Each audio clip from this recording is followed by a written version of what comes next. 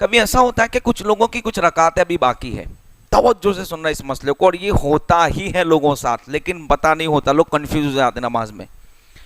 आप मान लो, मैं बहुत अच्छे से समझाता हूँ, अभी इमाम आप इशा की नमाज में आए और आपकी एक रकात छूट गई या 2 रकात छूट गई। अब आप क्या करेंगे? इमाम के सलाम फेरने के बाद सब बोले खड़े होके नमाज अपनी पूरी करेंगे।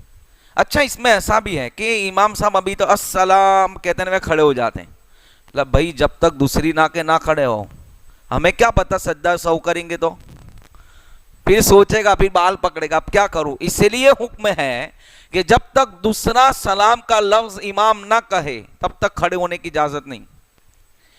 अब ऐसा हुआ कि आपकी एक रकात अभी बाकी थी और इमाम साहब ने सलाम फेर दिया और आपने भी इमाम के साथ सलाम फेर दिया, तो अब क्या करें? ऐसा भी होता है, ये मसला होता ही है, लेकिन लोगों को अभी पता नहीं है। कितने लोग हैं इनको नहीं होगा।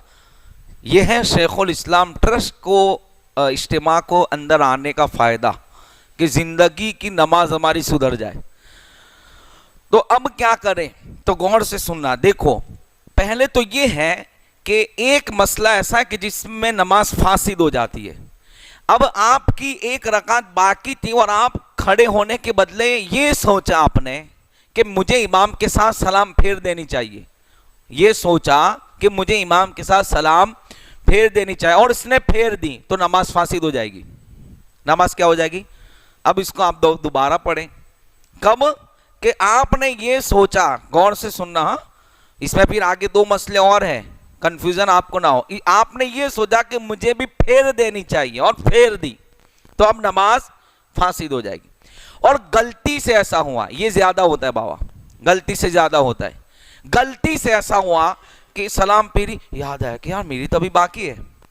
तो अगर गलती से ऐसा हुआ और इमाम के साथ साथ सलाम फेरी, यानी इधर इमाम भी फेरा इधर आप भी साथ में ही, तो याद आने पे खड़े हो जाए। याद आने पे भले आपने एक तरफ सलाम फेर दिया, क्या करें? याद आने पे खड़े हो जाए कि भाई मेरी तो अभी बाकी है, और खड़े होने के बाद नमाज पूरी कर दे। सज्दा सौ की भी हाजत नहीं है, सज्दा सौ की भी हाजत। 2 मसले इसी में। अब तीसरा मसला, अब ऐसा हुआ कि भूल से ही हुआ, लेकिन इमाम की जरा देर बाद सलाम फेरी और याद आया, तो भी अभी भी चानस से खड़े हो जाएं, फासिद नहीं होगी। खड़े हो जाएं और आखिर में सद्दाए सौ करें।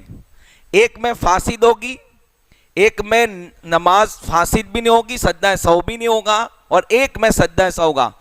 अगर ये ख्याल करके फेरी तो फासिद के फेरनी है, और ये भूल से हुआ और इमाम के साथ साथ ही सलाम फेरी तो सद्दाए सौ भी वाजिब नहीं। और ये सबसे ज्यादा होता है, साथ साथ ही सलाम फेरते हैं ना, जरा देर बाद तो बहुत कम होता है, लेकिन चूंकि इसमें मसला है तो मैंने बयान कर दिया। अगर इमाम के साथ साथ सलाम फेरी, भूल से फेरी और याद आया, तो क्या करेगा? उसी वक्त खड़ा हो जाएगा और आखिर में नमाज पूरी करे। सद्दा सौ की भी हाजत नहीं है। 3 मसले बयान करे, लेकिन अल्हम्दुलिल्लाह चेहरा देख के ये लगता है कि हाँ, चेहरे की हाव भाव से कि पता नहीं था, अब इल्म हुआ।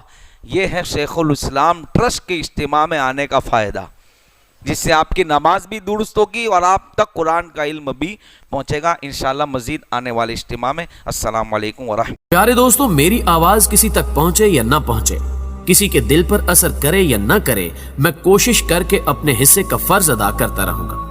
अगर आपको भी मेरी कोशिश अच्छी लगे तो इस पैगाम को अपने दीगर दोस्तों तक फेसबुक और व्हाट्सएप के जरिए जरूर पहुंचाइएगा।